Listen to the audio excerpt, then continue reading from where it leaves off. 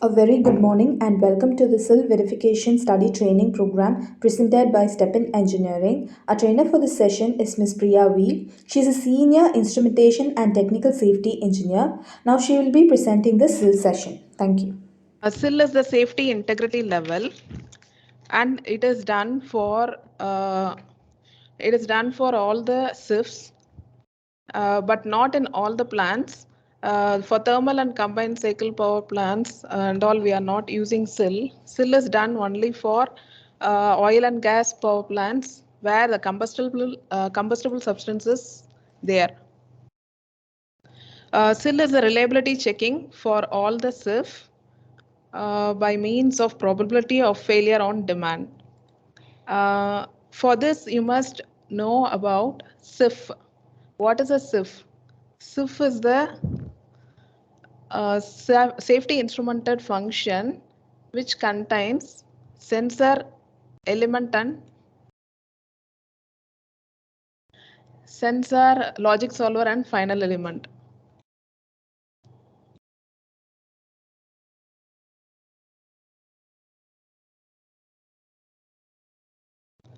See here a pressure transmitter, which is a sensor, and this is the analog barrier, and this is the logic solver, and it is the ESDV, that is the emergency shutdown valve, said to be the final element.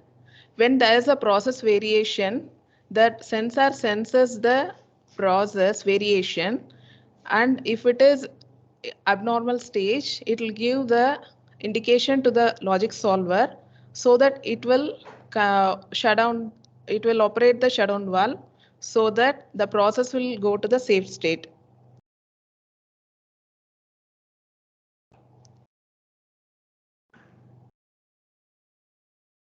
Here, for example, I have shown a process in which the feed gas comes inside the filter. This filter for acid gas removal filter, what it does is the condensatic source is getting out from here, and the pure gas is venting out over this process line, in which you all know that the process is the overall plant is controlled by the DCS, but SIF loop is different from DCS. See, in this process, the level alarm high or low variation is controlled by the control valve at the downstream. If the level is high, this valve will throttle. Throttle means going up or down to maintain the level. If the DCS loop fails, then the control is taken over by the SIF loop. Here it is for abnormal conditions, that is level alarm high. When this goes beyond the level, that is beyond high, it goes to high. Since the DCS loop got failed due to some reason, whatever it may be, the level alarm high SIF loop will get act and goes to, take the process to a safe state by shutting down this emergency shutdown valve. And this SIF loops are controlled by a IPCS system, that is instrumented process controller, that is a PLC. So DCS loops are different from SIF loops. Okay, for SIF loops, we are doing the SIL verification. SIL verification is done to check the reliability. Reliability means by reliability can be checked by three barriers. That is a systematic capability, architectural constraints, and probabilistic performance metrics.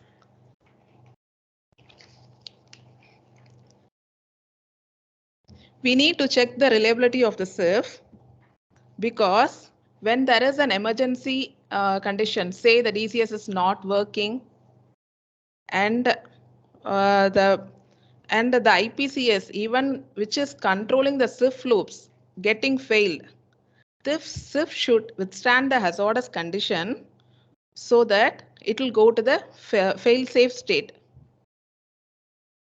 SIL is nothing but the protection given to the equipment's logic solver and final element, which we will be knowing in the consequent slides.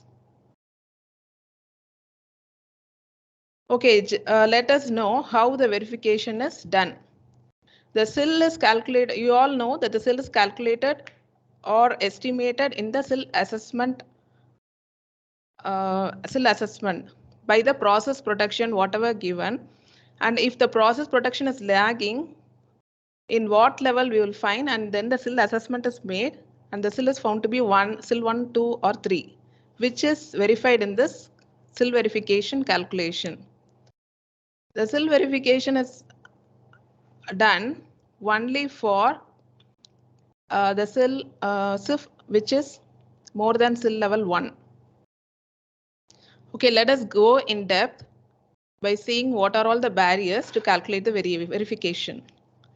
System, the three barriers as I said, it is system capability, architectural constraint, and probability failure down demand.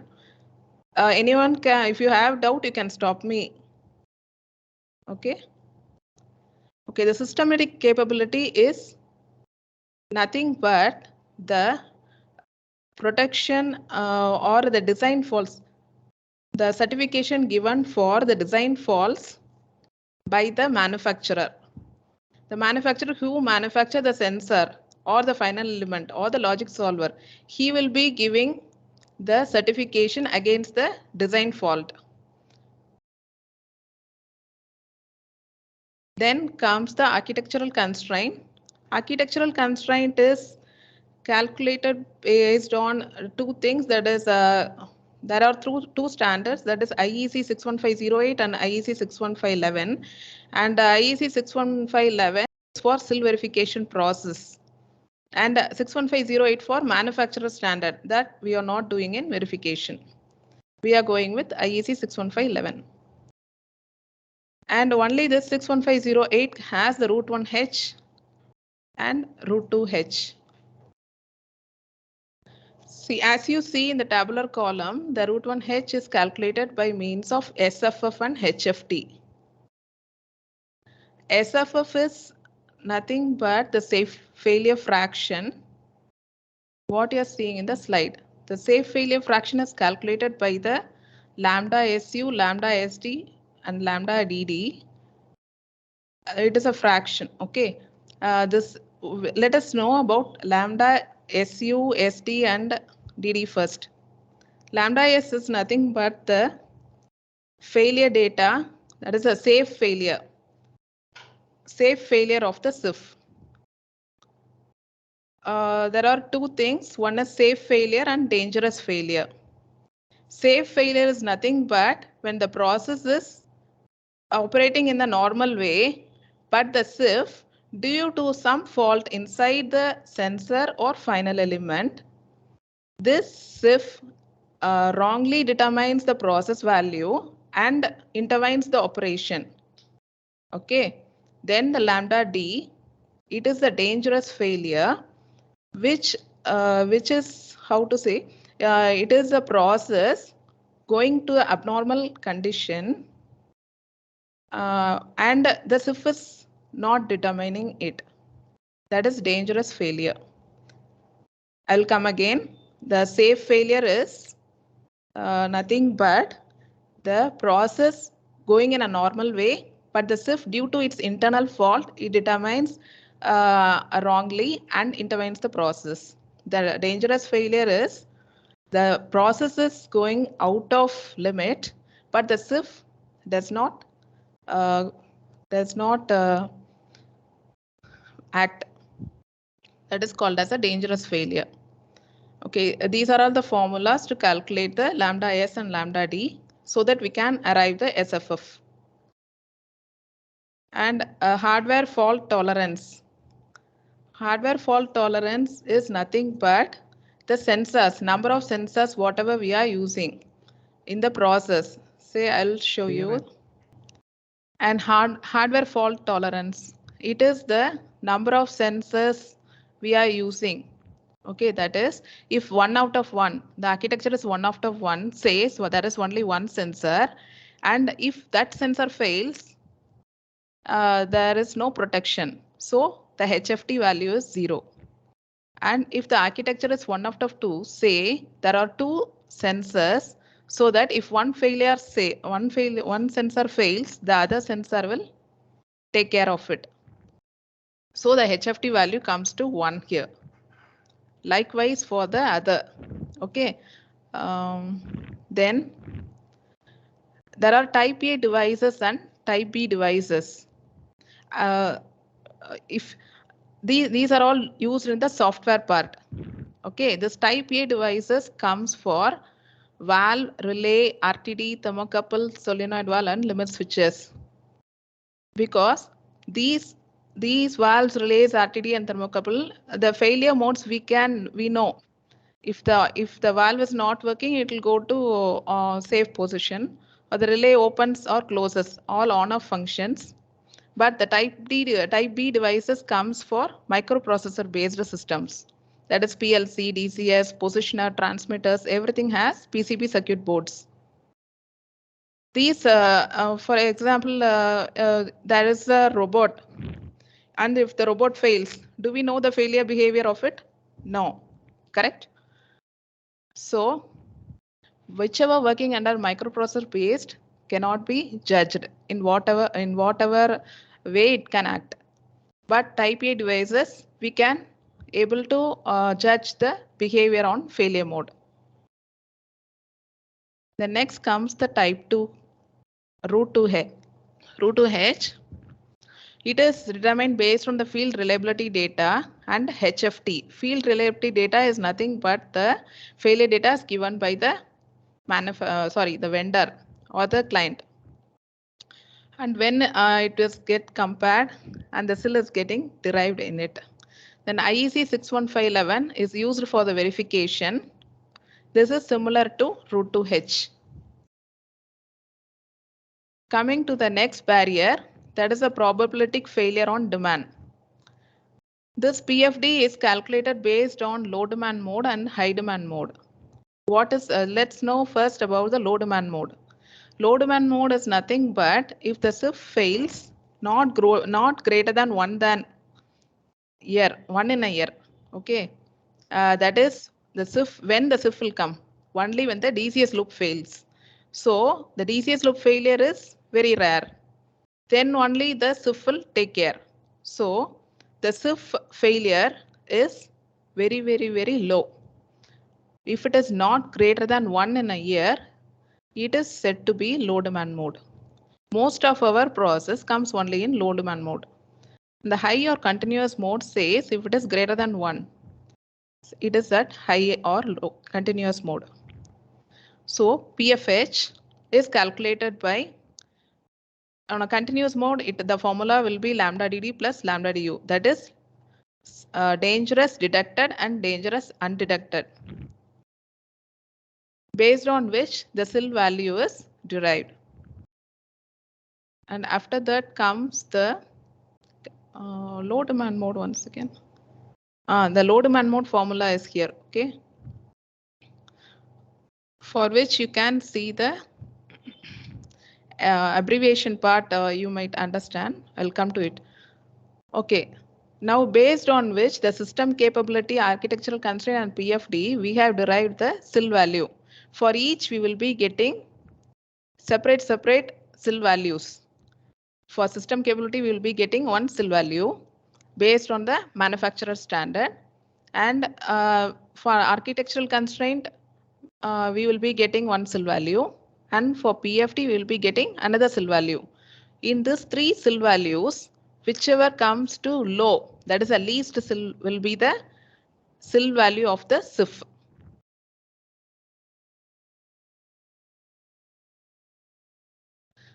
Okay, let us see how to improve the SIL level. If it is coming for only, if it is SIL value is 2, to improve the SIL to 3, what are all the changes we have to do? We can change only up to a certain level. First, we have to try for, if there is a final element as a valve, we can go for partial valve stroke testing, which I will show in the software. Then decreasing the proof test interval.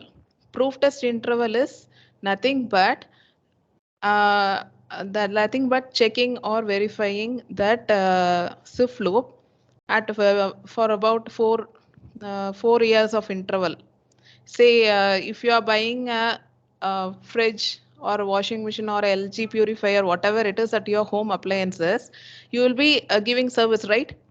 Like that, this plants or industry using the SIF, they will be for maintenance purpose, they will be taking it for a while, 4 years once or 5 years once, like that. If that can be reduced and the service can be done frequently so that we can improve the SIL. Then by architectural constraints, say that is if you are taking only 2 sensor and the SIF is getting reliability, very low reliability, you can go for 2 out of 3. Like that, you can improve the SIL level. And the system capability, you can also get an effective one better than other. But mostly you will not be going for any process change. We'll be going for PTI or PVST.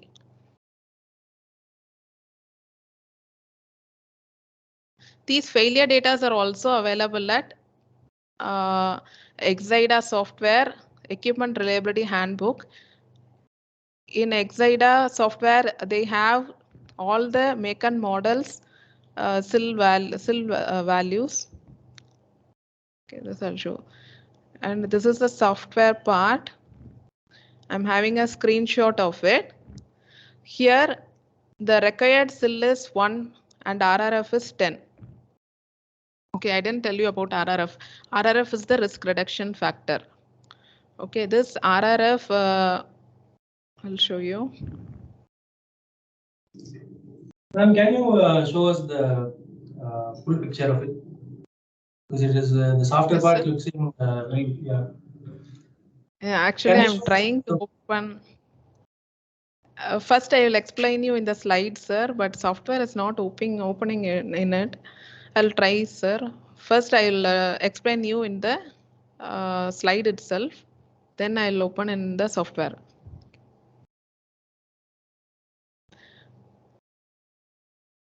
Failure rates. These are all the source from where we get mean time to restore. And this is the proof test coverage. Yeah. Software, right? This is the required SIL value, that is RRF is 10. Based on PF. Okay, first I'll tell you. Now we discussed about SIL SC, right? This is the system capability. And SIL AC is the architectural constraint. And this is the SIL PFT average. And this is the MTTFS and PFT average. This is separately calculated for sensor, logic solver, and final element. Here the SC doesn't appear because we don't have any manufacturer certification. We didn't receive from client, so we have put as not applicable. And the architectural constraint was calculated based on the failure data, whatever we have entered. If we doesn't have the failure data, we can select the make and model in the software. Then this SIL architectural constraint calculated to be 3 for sensor, 3 and 3 for logic solver, and 2 for final element. Here the least value comes as 2. And for SIL PFT average, it got calculated as 1. But comparing this 2 and 1, the least value is 1. So the achieved SIL is 1. For MTTFS, this is the mean time for furious trip. That is when that is a safe failure. The formula of it is 1 by lambda s. That is safe failure. Okay, the safe failure is calculated, and based on which the MTTF is calculated here. Based on the MTTF, this PFT average, the total of all the 3 comes here. Based on the PFT average, 1 by PFT average is the RRF. So 1 by this value comes to be 68. The 68 corresponding value of 68 RRF is 1. I'll show you in the tabular column. That is 68. For RRF, the 68 comes. It is SIL 1. SIL 1 is the reliability of that SIF. And if the required SIL value is 1 and the achieved is 2, what we understand from it? Actually, it is more reliable than our requirement. This so that is very safe than what we require. So we can go with it. Here, for those variables, whatever entered in the software, we are getting it from the assessment report. Approved assessment report. These are all the documents required for doing SIL verification. That is, the main document is the SIL assessment report. Then second comes the data sheets for make and model purpose. If the client doesn't give or he doesn't have any failure data, we can go with the make and model. In software, if we select the make and model, we will be getting the failure data directly from the Exida handbook. And when the SIL is not achieved, we will be going with the piping PNID, cause and effect, and process description. Only if we are not arriving the SIL with the recommendation of client, we can go for the change of any final element, or based on discussion with client, we can do. Okay. The generic data can be taken from SINTEF. These are all the failure data taken from generic like SINTEF and ORIDA. Software used for calculation of SIL verification is Exida. This uses a Markov's model. Markov model means based on failure data sets, lambda D, lambda S, we are calculating, right? That is said to be the Markov model. And the other thing is the isograph method, which can be done using the AND and OR gates. That is a different software. We can also do SIL verification in it, but that is a different software. But the Exida is more easier than isograph method, because we are using and or gate in isograph.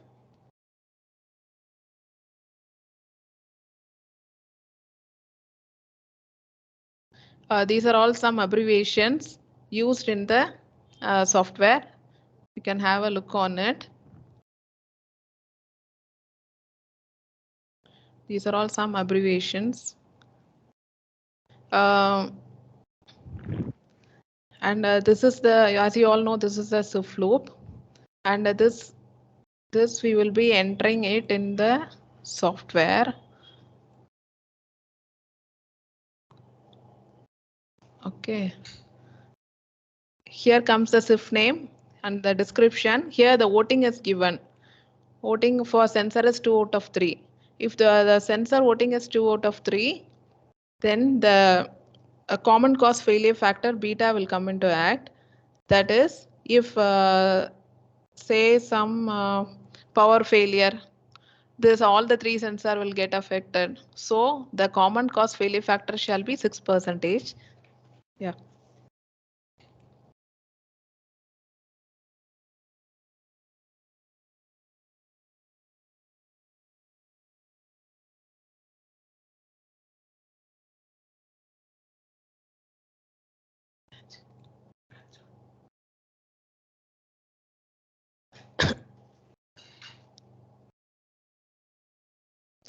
Yeah, then the MRT, there is a mean time to repair. That if there is any fault in a sensor, we can able to rectify the problem within 24 hours of time usually, but these values are given by the client side. Okay, and then the group mission time is the plant's overall time. Here it is mentioned as 25 years. Then the proof testing, as I said, the service time or maintenance time at site, that can be 4 years. And if it is done in online, we can select this option.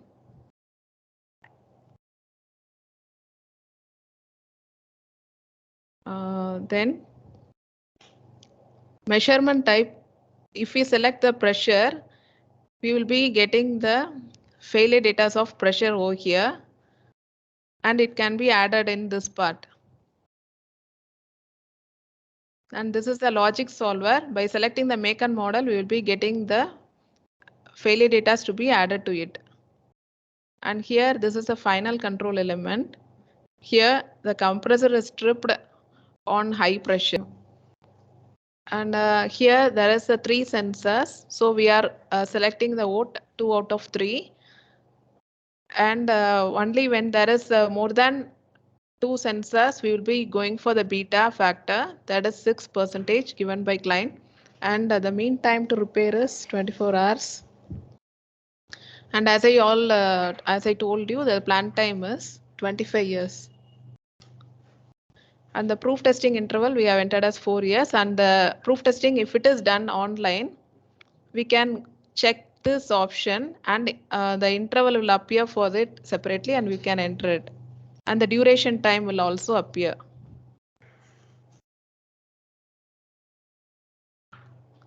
Here the measurement type is pressure, and it is the trip setting is low.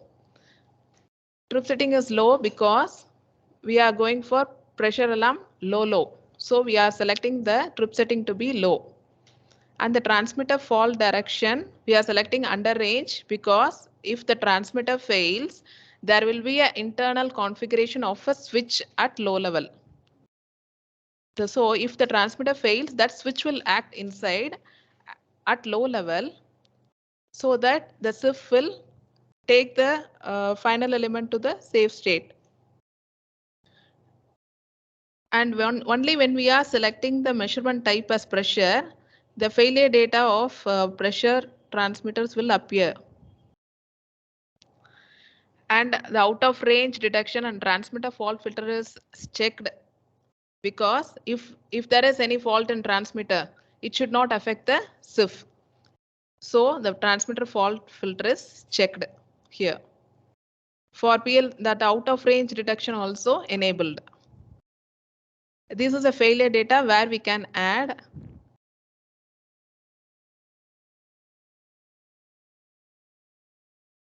this coverage comes.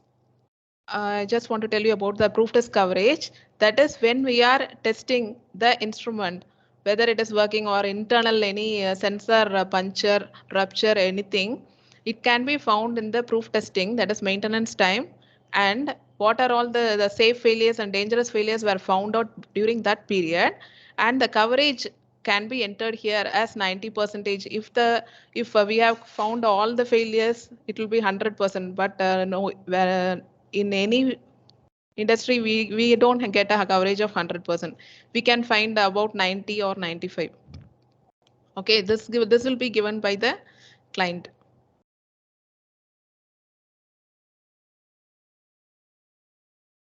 Okay, next, the logic solver part.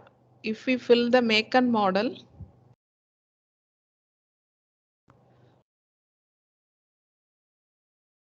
and the proof test interval and mission time,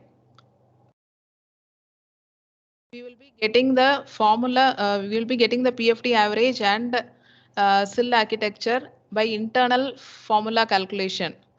These formulas can also be used in Excel and we can find it manually. But nowadays, since the client are asking for Exida, we are going with this softwares. And it is also easy for us to cover many SIFs in a software. Here we are selecting the analog in channel and analog. One second, I'll go to the sensor part once again. In sensor part, when we are opening the transmitter, we can select the analog in and analog out because transmitter is a continuous signal.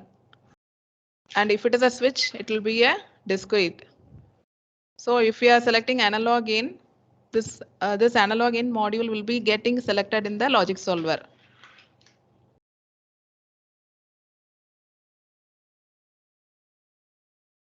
And coming to the final element part, here we have selected the compressor as the final element because when the pressure low, the compressor is getting tripped in it.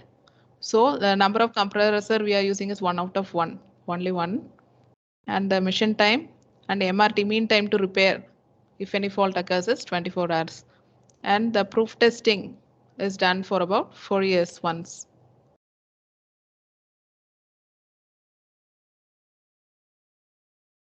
Here the failure data of relay and circuit breaker are added because the failure data of compressor is not available, but the supply of compressor is got through relay and then it comes to the circuit breaker, then to the compressor.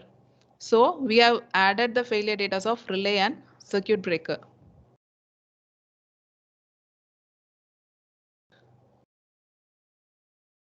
This opening in software, it will be more better, but I could not do it now today. Any doubts?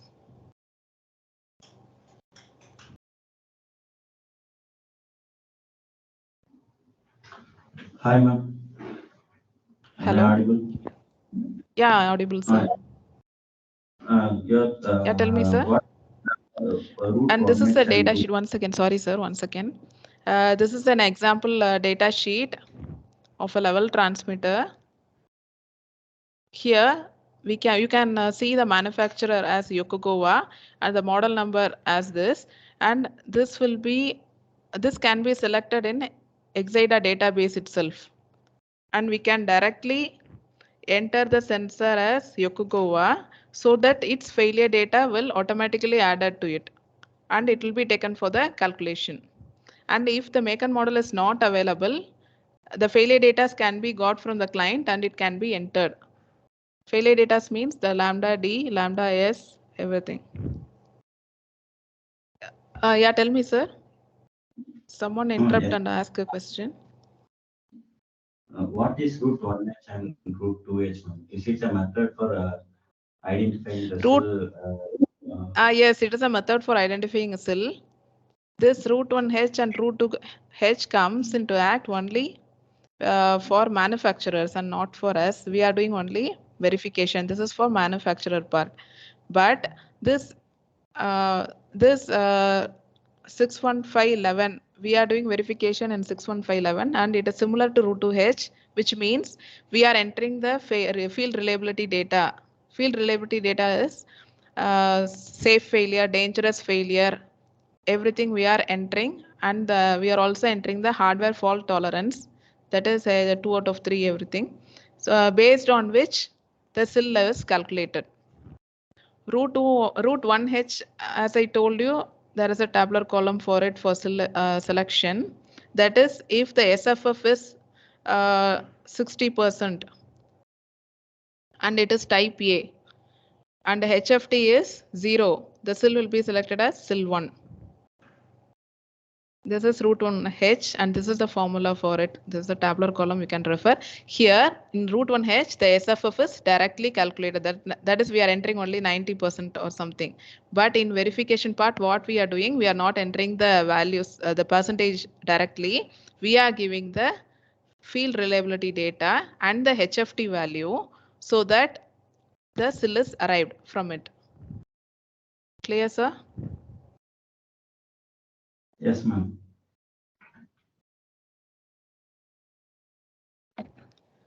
Any more questions?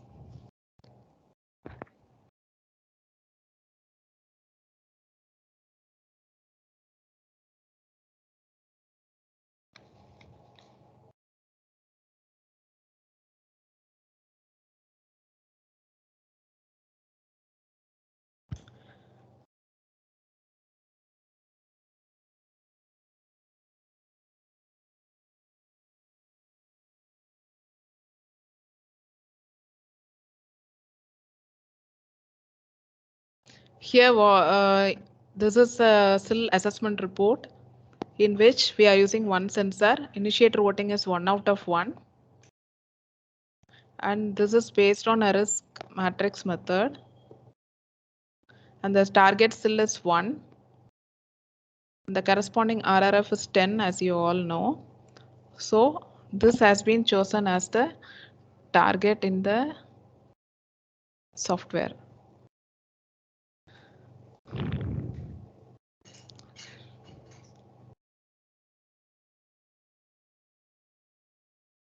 Okay, thank you. Ma'am, Pavitra ma'am.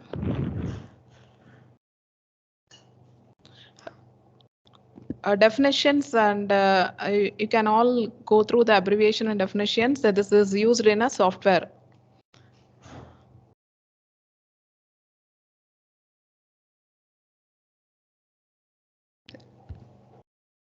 Okay, if anyone have any doubt, you can put a mail to me or in a chat box so that I will revert you back.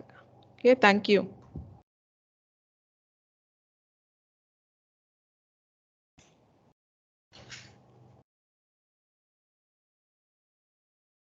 Thank you all. Thank you, ma'am. Yeah.